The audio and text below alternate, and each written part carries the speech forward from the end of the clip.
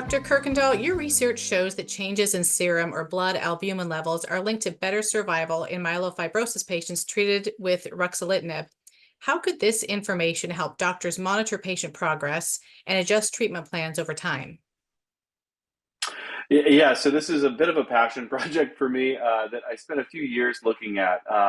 Want to give a little bit of a backstory. Ruxolitinib is a JAK inhibitor that is approved for myelofibrosis as well as polycythemia vera. And what it's able to do, their way to think about it is it's like a disease-specific anti-inflammatory. And so the disease itself kind of ramps up these inflammatory pathways. Ruxolitinib blocks those inflammatory pathways and it improves patients' symptoms. It's also been able to show kind of reduction in splenomegaly or enlarged spleen for patients. But it doesn't really get rid of disease, right? So we'd like it to be better than it is. We'd like it to get rid of the bone marrow disease and get so-called complete response or complete remission, but we don't see that.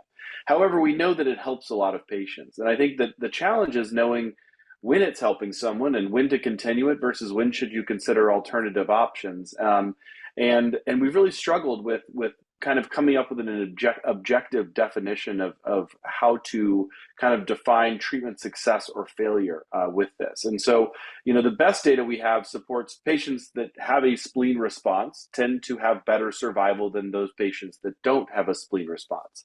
However, we're not routinely imaging patients' spleens in the clinic, and many patients, it's difficult to monitor their spleen kind of growth or reduction in size on exam. And so this isn't always the most feasible way to monitor kind of response to therapy. And symptoms, they can be variable. Certainly if patients are feeling better, that's a great thing, but a lot of things factor into symptoms. And so kind of on a week to week, month to month, visit to visit basis, this may be challenging. And so I was very interested in looking at albumin, which I think kind of factors into a lot of things regarding health. So patients that are more nutritionally optimized have better albumin levels.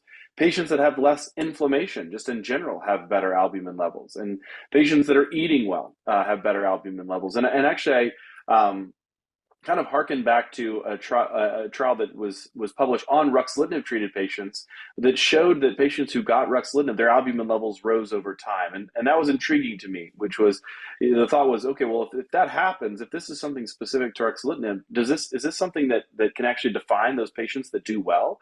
Does this represent someone who's able to eat better and be more nutritionally optimized? Does this represent someone who's getting a really good anti-inflammatory benefit from ruxolitinib? And so we looked at our patients and actually combined our data sets with an Italian data set as well and showed that those patients on ruxolitinib whose albumins either stayed the same or improved actually derived a survival benefit compared to those whose albumin levels whose albumin levels decreased over time.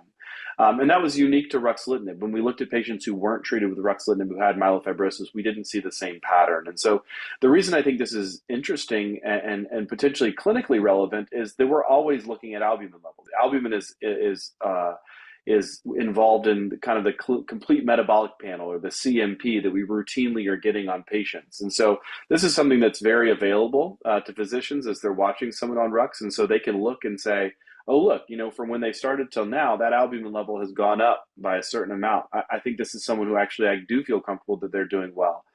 Alternatively, maybe it's someone who's on ruxolitinib whose albumin level continues to decline, and you may think, hey, this is maybe symbolic of a treatment that may not be doing enough right now. Okay, thank you. And do you have an activation tip for that question? My activation tip for this one is monitor your lab work. Use everything at your fingertips to kind of get a sense for how something's working. So whether it's albumin level or spleen size or symptoms, I think the activation tip here is really take everything into account to know if the treatment's working for you.